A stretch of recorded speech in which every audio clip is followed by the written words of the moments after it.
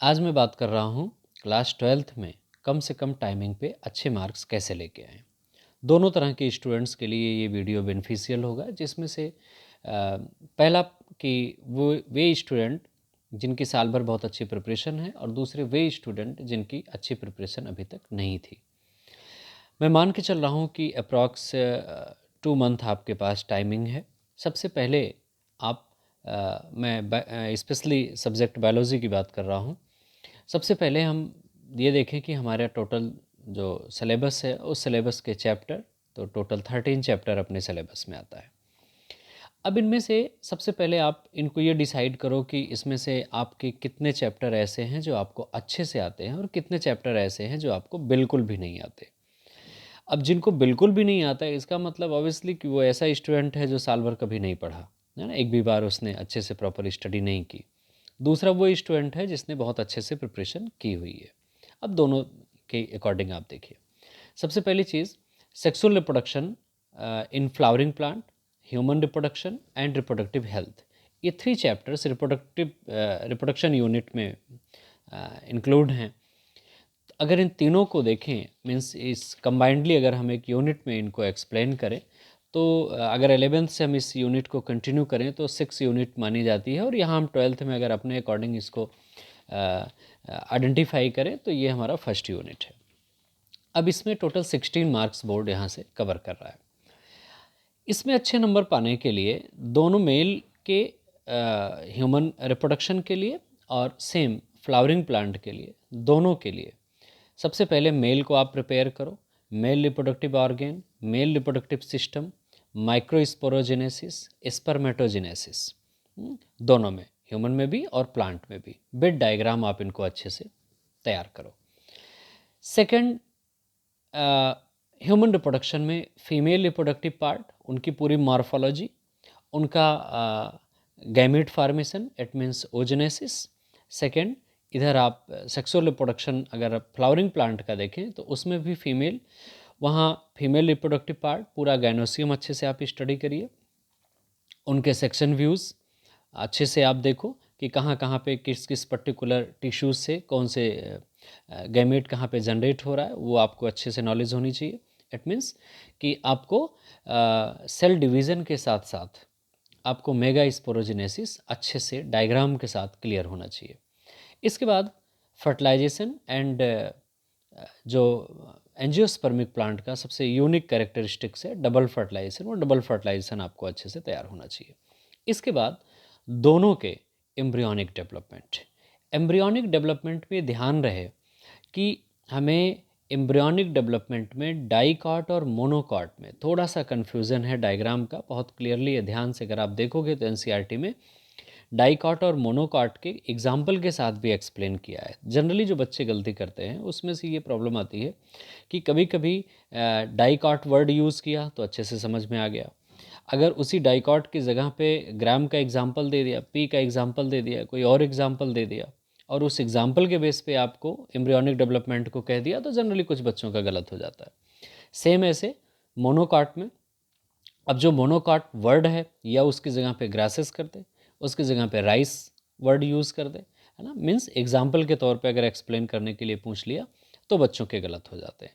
तो ध्यान रखो कि हमें चाहे वो मोनोकॉट वर्ड यूज़ कर रहा हो, डाइकॉट वर्ड यूज़ कर रहा हो या उनके एग्जाम्पल्स यूज़ कर रहा हो, चीज़ें वही हैं, कन्फ्यूज़न नहीं होना चाहिए।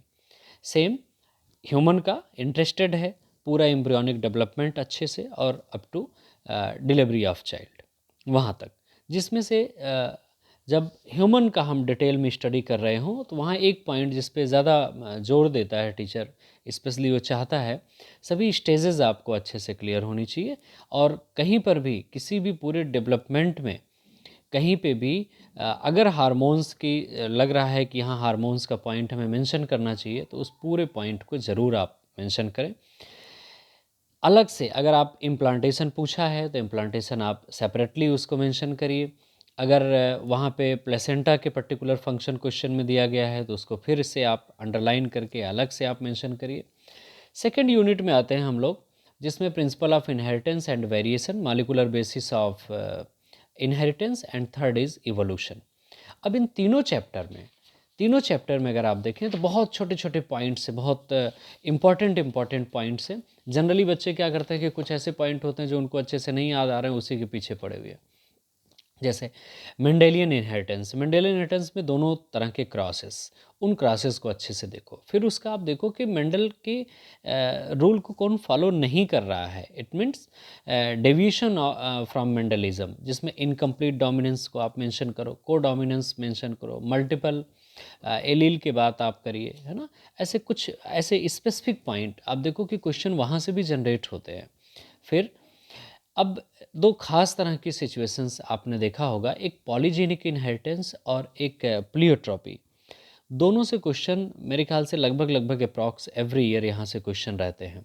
इसके बाद क्रोमोसोमल थ्योरी ऑफ इनहेरिटेंस, है ना। क्रोमोसोमल थ्योरी ऑफ इनहेरिटेंस में थोड़ी सी मियोसिस की नॉलेज और अच्छे से आपको होनी चाहिए कि कैसे क्रोमोसोम किधर किधर किस सेल में पर्टिकुलर कहाँ से नंबरिंग कॉपी हो रही है, ये पॉइंट्स भी आपको आने चाहिए। इसके बाद क्रोमोसोम और जीन्स में जो बेसिक डिफरेंसेस हैं, है ना, यहाँ हम बात कर रहे हैं कि कैरेक्टर कैसे ट्रांसफ़र हो रहा है, उसके बेस पे आपको ये डिफरेंसेस पता होना चाहिए। फिर सेक्स डिटर्मिनेशन। अब सेक्स डिटर्मिनेशन ह्यूमन में बेसिकली 10th से आप पढ़ते चले आ रहे हो तो ह्यूमन का भी आपको पता ही होता है। हनी बी का जो बहुत एक्सेप्शनल है, बहुत अच्छे से इनके कम से कम 4-5 टाइम आप क्रॉस करके आसानी से तैयार कर सकते हो। लिंकेज और क्रॉसिंग ओवर को अच्छे से ध्यान से पढ़ करके। इसके बाद जो सबसे इम्पॉर्टेंट है, जो बहुत आपका स्कोरिंग पॉइंट है, वह है डिसऑर्डर्स। अब डिसऑर्डर्स में आप ये देखो कि इसमें से सेक्स लिंक्ड इनहेरिटेंसेस कौन कौन से हैं, जैसे हीमोफीलिया, कलर ब्लाइंडनेस। और दूसरा पॉइंट आता है मेंडेलियन डिसऑर्डर। मेंडेलियन डिसऑर्डर में थैलेसीमिया, है ना, इनको अच्छे से देखो आप। फिर अब क्रोमोसोमल डिसऑर्डर्स जो हैं उनमें से कुछ सिंड्रोम हैं अपने यहाँ, 3 सिंड्रोम दिए गए हैं। First is Down syndrome, Turner syndrome and Klinefelter syndrome. इन सिंड्रोम के कैरेक्टरिस्टिक्स, इनके क्रोमोसोम नंबरिंग और कैसे ये जो इंडिविजुअल होगा उसमें किस तरीके से दिखेगा। बहुत आसान सा चैप्टर, कोई बहुत नहीं है। इसमें से पॉइंट आप डिवाइड करके भी कुछ कुछ पॉइंट को आप मेंशन कर सकते हो। जैसे क्रोमोसोमल और मेंडेलियन डिसऑर्डर को ये तो कम से कम आपको आना चाहिए। इसके बाद क्रोमोसोमल थ्योरी ऑफ इनहेरिटेंस आना चाहिए आपको। हीमोफीलिया का क्रॉस आना चाहिए। कलर ब्लाइंडनेस के बारे में आपको पता होना चाहिए। तो भी प्लियोट्रॉपी और पॉलीजेनिक इनहेरिटेंस, अगर ये इतने पॉइंट भी आपके इस चैप्टर में आते हैं तो भी अच्छे मार्क्स आप अचीव कर लेंगे। इसके बाद इसी यूनिट का है मॉलिक्यूलर बेसिस ऑफ इनहेरिटेंस। ये चैप्टर थोड़ा सा टेक्निकल है। इसमें कुछ यूनिक पॉइंट्स हैं। जैसे अगर देखें structure of DNA and RNA, ये आप आसानी से हर बच्चा पढ़ सकता है। डीएनए के पूरी पैकिंग अच्छे से आपको पढ़ना चाहिए। डीएनए रिप्लिकेशन पर बेस्ड कुछ एक्सपेरिमेंट हैं, वो एक्सपेरिमेंट डीएनए को प्रूव करना है एज ए जेनेटिक मटेरियल है, तो वो भी पॉइंट आपको आना चाहिए। फिर इसके बाद जेनेटिक कोड क्या है, ट्रांसलेशन, ट्रांसक्रिप्शन, जिसमें से ट्रांसक्रिप्शन दोनों में अपने यहाँ सिलेबस में दिया गया है। मीन्स दोनों में का मतलब यूकैरियोट एंड प्रोकैरियोट। फिर इसके बाद लैक ओपेरॉन मॉडल, जीनोम क्या होता है, एचजीपी क्या है, फिंगर प्रिंटिंग, ये पॉइंट्स हैं और थोड़ा सा टेक्निकल पॉइंट हैं, बट मार्क्स बहुत अच्छे हैं। थर्ड आता है अपने पास इसी यूनिट का इवोल्यूशन चैप्टर। इवोल्यूशन चैप्टर में सबसे पहली चीज़ ये कि पैलेंटियोलॉजिकल एविडेंसेस क्या हैं हमारे पास, वो आप दें। ऑरिजिन ऑफ लाइफ के बारे में आप, ऑर्गेनिक थ्योरी, एस.एल. मिलर का एक्सपेरिमेंट बहुत इजी है, बहुत आसानी से आप एक्सप्लेन कर सकते हैं। डार्विन का कंट्रीब्यूशन क्या था, कुछ मॉडर्न थ्योरी इवोल्यूशन की एक्सप्लेन की गई। जैसे म्यूटेशन थ्योरी थी, रिकॉम्बिनेशन थ्योरी थी, नेचुरल सिलेक्शन के कुछ एग्जांपल्स दिए गए हैं। उन एग्जांपल्स को आप अच्छे से उनको पढ़ लो। और हार्डी-बेनबर्ग प्रिंसिपल और उनके फैक्टर्स, उसमें एक ग्राफ भी दिया है, वो अच्छे से आप पढ़ें। ह्यूमन इवोल्यूशन में ज़्यादा नहीं, ह्यूमन इवोल्यूशन में बस सिर्फ आप ये देखो कि ब्रेन की कैपेसिटी और उनका सीक्वेंस, आसानी से ये पॉइंट पढ़े जा सकते हैं। ये यूनिट एक्चुअल में इसलिए ज़्यादा है क्योंकि ये 20 मार्क्स कवर कर रहा है। नेक्स्ट आता है अपने पास ह्यूमन हेल्थ एंड डिजीज़, मतलब biology and human welfare. Next unit आती है। इसमें 2 चैप्टर आते हैं, human health and disease, microbes in human welfare. बहुत इजी है, और 12 मार्क्स कवर कर रहा है ये। इस चैप्टर में बेसिक चीज़ें हैं, जैसे जितनी डिज़ीज़ हैं उन डिज़ीज़ के बारे में आपको पता होना चाहिए, जैसे malaria, dengue, chikungunya, filariasis, ascariasis, typhoid, pneumonia, common cold, amoebiasis, ringworm, है ना? सभी के पैथोजन, सभी के कैरेक्टरिस्टिक्स और कैसे एंटर करते हैं, कैसे हम इनको प्रिवेंट कर सकते हैं। इसके बाद इम्यूनोलॉजी का बेसिक कंसेप्ट, बहुत बेसिक कंसेप्ट, है ना? इनेट इम्यूनिटी क्या होती है, पैसिव इम्यूनिटी क्या होती है, कौन कौन से इसमें बैरियर हैं, क्या ऐसा हम बॉडी को डेवलप करें जिससे इम्यूनिटी स्ट्रांग रहे, हर बच्चा इसमें लिख लेता है। और जो इसमें सबसे ज़्यादा इम्पॉर्टेंट होता है वो है एंटीबॉडी मॉलिक्यूल का स्ट्रक्चर। फिर इसमें वैक्सीन के बारे में दिया गया है, इस चैप्टर में कैंसर के बारे में दिया गया है, HIV एड्स के बारे में दिया गया है।